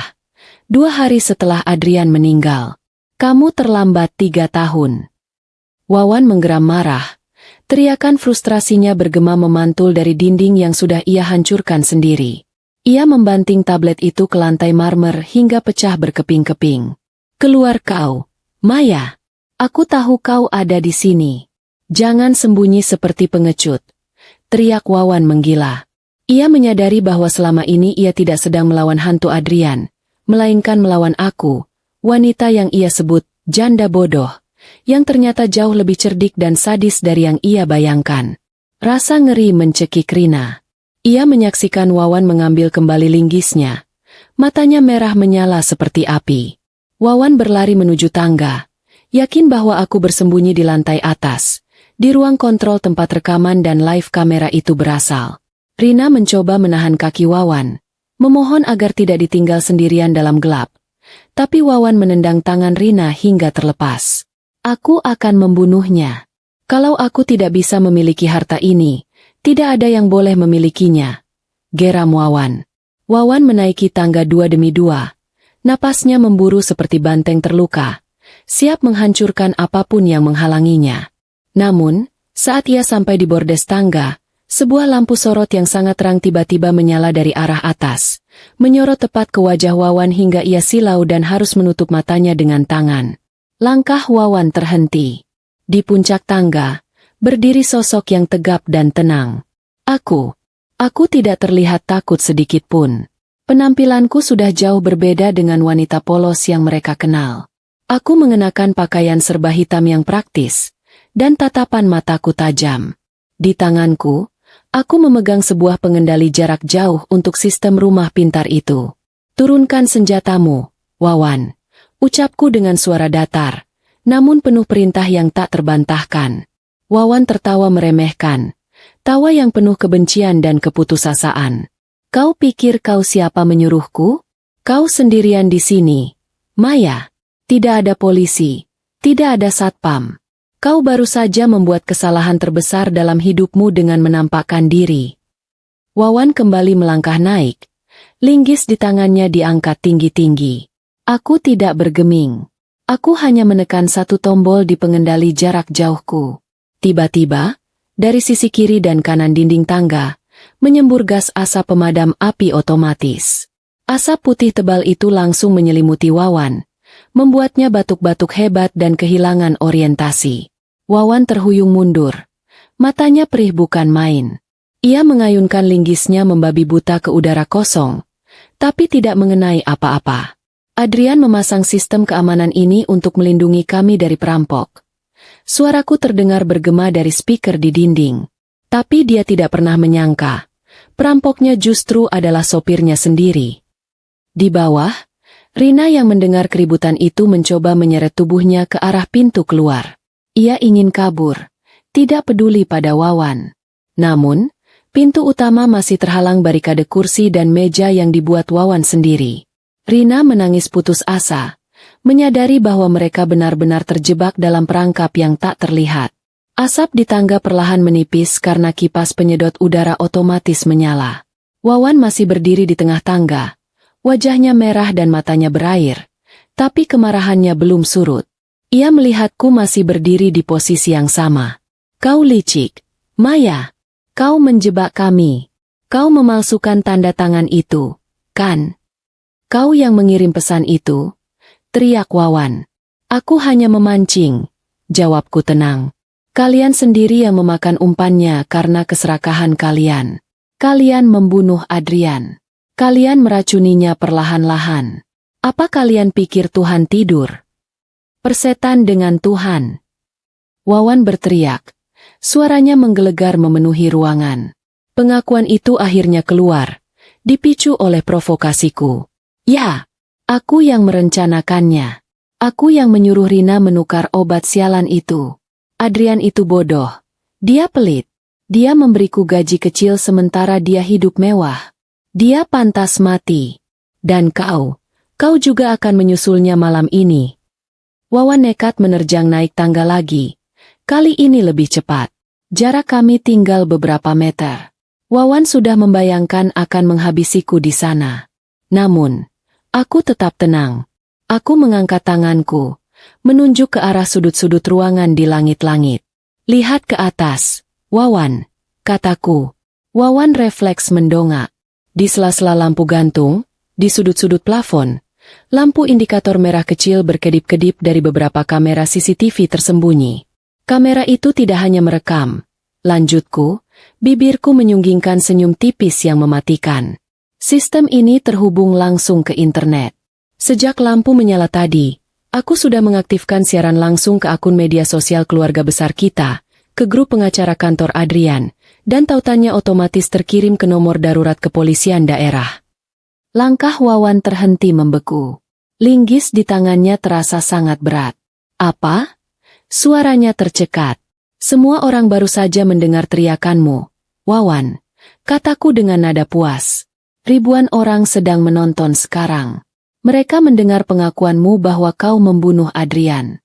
Mereka melihat wajahmu, senjata di tanganmu, dan kegilaanmu. Kau baru saja mengakui kejahatanmu di depan hakim, jaksa, dan seluruh dunia.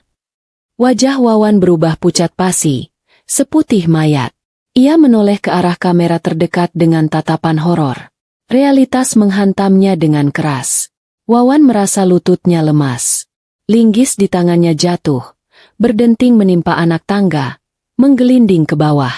Dari kejauhan, di luar dinding villa yang tebal, sayup-sayup terdengar suara sirine mobil polisi yang semakin mendekat. Bukan satu, tapi banyak raungan sirine itu membelah badai menjadi musik pengiring kehancuran Wawan dan Rina. Wawan mundur perlahan, menggelengkan kepala tidak percaya. Tidak mungkin. Gumamnya.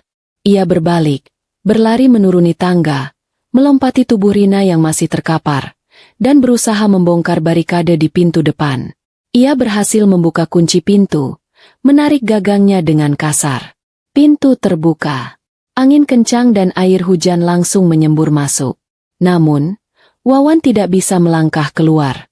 Di halaman villa, puluhan lampu sorot dari mobil polisi sudah menantinya. Cahaya biru dan merah berputar-putar menyilaukan mata. Beberapa polisi bersenjata lengkap sudah berdiri dalam posisi siaga. Angkat tangan. Jatuhkan senjata Anda. Anda sudah terkepung. Suara peringatan dari megafon polisi terdengar tegas. Wawan terpaku di ambang pintu. Di belakangnya, Rina menangis meraung-raung, menyadari nasib mereka sudah tamat. Di ambang pintu, Wawan berdiri membeku. Tubuhnya kaku seolah ia adalah patung keserakahan yang baru saja ditangkap basah. Ia terperangkap di antara badai di luar dan kehancuran di dalam. Cahaya biru dan merah dari sirine polisi memantul di wajahnya yang kotor dan penuh rasa takut. Di belakangnya, isak tangis histeris Rina memenuhi ruang tengah yang kini terlihat seperti lokasi pembunuhan berantai. Polisi tidak membuang waktu. Mereka bergerak cepat dan profesional. Mundur perlahan. Jatuhkan kunci roda itu. Perintah petugas dari megafon. Wawan, yang sudah kehilangan akal sehatnya, akhirnya menjatuhkan kunci roda, senjata yang ia bawa, ke tanah berlumpur. Beberapa petugas berbadan besar langsung meringkus Wawan, memborgol tangannya ke belakang, dan memaksanya tiarap di halaman villa. Ia diringkus di atas tanah yang sama tempat bunga mawar kesayangan Adrian tumbuh subur. Wajah Wawan penuh lumpur. Sama kotornya dengan pengkhianatan yang ia lakukan. Aku, yang berdiri di puncak tangga, perlahan menuruni anak tangga dengan tenang. Aku tidak lari, tidak bersembunyi.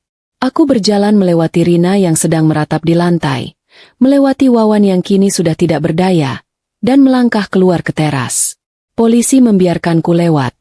Mereka tahu aku adalah pelapornya. Aku berdiri di bawah naungan atap teras, membiarkan angin malam yang dingin menerpa wajahku. Aku menyaksikan Wawan digiring ke mobil polisi. Tatapan matanya yang kosong menoleh ke arahku sesaat, penuh kebencian dan penyesuaian diri terhadap takdir yang baru. Dia tidak lagi melihat janda bodoh, tapi eksekutor keadilannya. Kemudian, giliran Rina. Tim medis kepolisian menggotong Rina keluar dari rumah. Wajahnya penuh air mata dan penyesalan yang terlambat. Saat tandu Rina melewati sampingku, Rina mencoba menggapai tanganku. Bibirnya bergerak, mengucapkan kata, "Maaf," tanpa suara. Aku menatap sahabat pengkhianat itu. Aku tidak menepis, tapi juga tidak menyambut tangannya. Aku hanya menatapnya dengan pandangan kosong. Rasa sakitku sudah terlalu dalam untuk diwakili oleh air mata. "Simpan maafmu untuk pengadilan akhirat, Rina," bisikku pelan. "Di dunia ini, kalian harus bayar tunai semua hutang nyawa itu." Malam itu, villa di Malang yang biasanya sunyi menjadi saksi bisu runtuhnya keserakahan manusia. Aku melihat mobil-mobil polisi membawa pergi dua orang yang pernah sangat dekat dalam hidupku. Aku tidak merasakan kebahagiaan yang meluap, hanya rasa lega yang sangat dalam. Beban berat yang menghimpit dadaku selama 3 tahun akhirnya terangkat. Keadilan telah ditegakkan, bukan dengan emosi dan kekerasan, tapi dengan kecerdasan dan kesabaran seorang istri yang terluka. Aku mengambil ponselku, melihat notifikasi yang masuk. Berita penangkapan di villa kaca itu menyebar lebih cepat daripada api yang membakar hutan kering. Berkat siaran langsung yang kuaktifkan, drama penangkapan Wawan dan Rina menjadi tontonan publik secara real time. Ribuan orang yang menyaksikan detik-detik Wawan berteriak mengakui pembunuhan itu segera membagikan rekaman tersebut ke berbagai platform media sosial. Di kantor kepolisian daerah, suasana tak kalah riuh. Halaman parkir dipenuhi mobil wartawan. Namun, di ruang interogasi yang dingin, suasana terasa sangat mencekam. Wawan dan Rina ditempatkan di ruangan terpisah. Wawan, di bawah tekanan bukti video dan kemungkinan hukuman mati, mentalnya langsung runtuh. Sifat pengecut Wawan akhirnya muncul. Ia mulai bernyanyi, menimpakan semua kesalahan kepada Rina. Ia bersikeras bahwa ide pembunuhan, pemalsuan obat, dan skema teror semuanya berasal dari Rina. Ia mengaku hanya dimanipulasi karena cinta buta. Ia bahkan memohon-mohon agar diizinkan bertemu denganku untuk meminta maaf, berharap aku masih punya sisa belas kasihan. Sementara itu, di ruang sebelah, Rina yang diperdengarkan rekaman suara Wawan yang sedang menyalahkannya, meledak dalam kemarahan histeris. Merasa dikhianati oleh kekasih gelapnya, Rina membalas dengan membongkar semua peran Wawan tanpa sisa. Rina mengungkapkan bahwa Wawanlah yang memiliki motif finansial paling kuat, terlilit utang judi online yang sangat besar. Rina bahkan membocorkan lokasi penyimpanan dokumen-dokumen palsu lainnya yang disembunyikan Wawan, termasuk rencana mereka untuk memalsukan surat kematianku di masa depan agar bisa menguasai seluruh warisan tanpa sisa. Kedua penjahat itu kini saling mangsa. Aliansi jahat yang mereka bangun di atas darah Adrian hancur lebur, digantikan oleh kebencian dan keinginan untuk saling menjatuhkan demi mendapatkan keringanan hukuman. Polisi mencatat semuanya dengan rapi. Semakin mereka saling tuduh, semakin lengkap kepingan puzzle kejahatan ini. Aku, yang duduk di ruang tunggu kantor polisi ditemani pengacara keluarga, mendengarkan laporan singkat dari penyidik dengan wajah datar. Aku tidak merasakan kesenangan melihat kehancuran mereka, hanya rasa lega yang mendalam bahwa kebenaran akhirnya terungkap. Keesokan harinya, media massa memampang wajah Wawan dan Rina di halaman depan dengan judul besar yang memalukan. Reputasi sosial mereka hancur berkeping-keping. Keluarga besar Adrian yang selama ini membela Wawan sebagai sepupu yang berbakti, kini berbalik membuangnya. Bisnis kecil Rina langsung bangkrut dan semua asetnya disita. Mereka benar-benar kehilangan segalanya. Kebebasan, harta, nama baik, dan masa depan. Aku menyempatkan diri untuk melihat mereka satu kali terakhir sebelum dipindahkan ke rutan pusat. Aku berdiri di balik kaca satu arah ruang tahanan sementara. Aku melihat Wawan duduk meringkuk di sudut sel, tampak menyedihkan dan kotor. Jauh dari sosok sopir arogan yang dulu duduk di kursi Adrian. Aku menempelkan telapak tanganku ke kaca dingin itu. Aku teringat senyum tulus Adrian yang dikhianati oleh orang terdekatnya. Dalam hati, aku berpamitan pada masa lalu yang kelam itu. Aku sudah melakukan tugasku sebagai seorang istri. Aku sudah membersihkan nama Adrian dan menyeret para pembunuh itu ke pengadilan dunia. Sekarang sisanya, aku serahkan pada hukum negara dan hukum Tuhan. Aku berbalik, melangkah keluar dari kantor polisi, disambut oleh cahaya matahari pagi yang terasa lebih hangat dari biasanya. Aku tahu, aku telah menutup lembaran kelam hidupku. 6 bulan telah berlalu sejak malam badai dan penangkapan dramatis di Villa Kaca itu. Roda keadilan berputar hingga mencapai titik akhirnya. Di ruang pengadilan yang padat pengunjung dan diliput media, hakim mengetukkan palunya 3 kali dengan tegas, menandai berakhirnya persidangan panjang yang melelahkan.